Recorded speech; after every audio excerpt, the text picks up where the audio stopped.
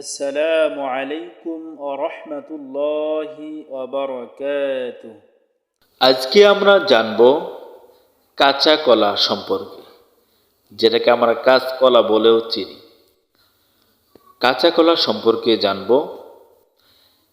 নিয়মিত কেউ এই কাঁচকলা খেলে হৃদরোগের ঝুঁকি কমে যাবে।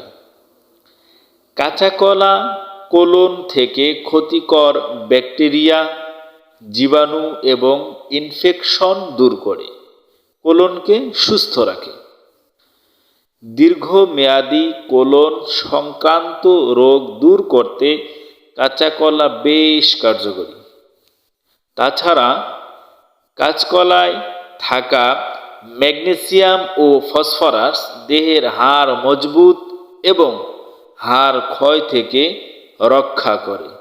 অত্যন্ত গুরুত্বপূর্ণ এখানে কয়েকটি পয়েন্ট আছে, সে গুরুত্বপূর্ণ পয়েন্টগুলো আমি আবারও আপনাদের মনে করে দিচ্ছি। সেটা হচ্ছে, তার আগে বলি যে আমরা অবশ্যই বেশিরভাগ চেষ্টা করব এই কাঁচা কলা খাওয়ার জন্য।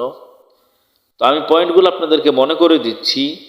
এই নিয়মিত কাঁচা কলা খাওয়ার কারণে 1 নম্বর পয়েন্ট হচ্ছে হৃদরোগ। এই হৃদরোগের ঝুঁকিটা অত্যন্ত কমিয়ে দিতে পারে এই কাঁচা কলা।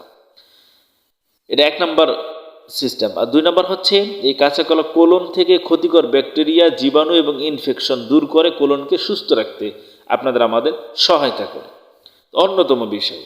আর 3 নম্বর হচ্ছে, দীর্ঘমেয়াদী কোলন সংক্রান্ত রোগ দূর করতে কাঁচা কলা বেশ কার্যকরী। যদি আপনি নিয়মিত কাঁচা কলা খেতে পারেন তাহলে বেশ কার্যকরী হবে এই দীর্ঘমেয়াদী কোলনটাকে দূর করতে। এরপরের পয়েন্ট হচ্ছে, কাঁচকলায় থাকা ম্যাগনেসিয়াম ও ফসফরাস। এই ম্যাগনেসিয়াম ও ফসফরাস দুইটাই কাঁচা কলার মধ্যে থাকে।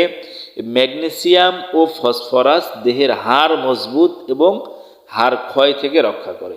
অনেকে দেহের হাড় অনেক মজবুত না, একটু আঘাত লাগলেই হাড় ফেটে যাবে নতুবা ভেঙে যায় মজবুত না থাকার কারণে। অনেকের আবার দেখা যায় হাড় ক্ষয় রোগ ধরে যায়, হাড় ক্ষয় হয়ে যায়, হাড় আস্তে আস্তে খেয়ে যায়। তো আপনি যদি নিয়মিত কাঁচা কলা খেতে পারেন তাহলে আশা করা যায় এই পয়েন্টের মধ্যে আমরা জানতে পারলাম যে দেহের হাড় আগের তুলনায় অনেক মজবুত হবে এবং হাড় ক্ষয় থেকে রক্ষা পাবো আমরা ইনশাআল্লাহ। তাই আমরা চেষ্টা করব নিয়মিত না হলেও মাঝে মাঝে যেন কাঁচা কলা খেতে পারি। সকলে ভালো থাকেন, সুস্থ থাকেন। আবারও কথা হবে আগামী অন্য কোনো ভিডিওতে। আসসালামু আলাইকুম ওয়া রাহমাতুল্লাহি ওয়া বারাকাতুহু।